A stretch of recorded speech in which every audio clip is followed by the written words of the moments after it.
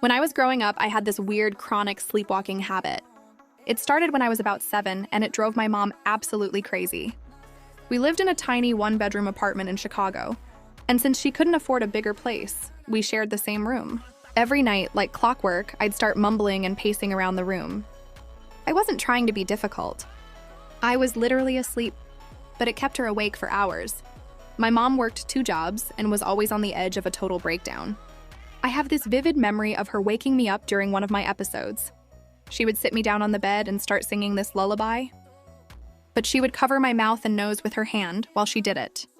I remember the smell of her floral lotion and the way her hand felt so heavy and firm. Back then, I thought it was just a game. I thought she was trying to keep me quiet so the monsters wouldn't find us. I'd look up at her with my eyes wide, and she'd be crying silently while she hummed. I thought she was just so worried about my safety. I'd give her a muffled "I love you," and she'd squeeze me even tighter, before finally letting go once I got drowsy. It wasn't until last year, when I was babysitting my nephew and he wouldn't stop crying, that the realization hit me like a ton of bricks. I felt that same flash of pure sleep-deprived rage. And I realized my mom wasn't playing a game.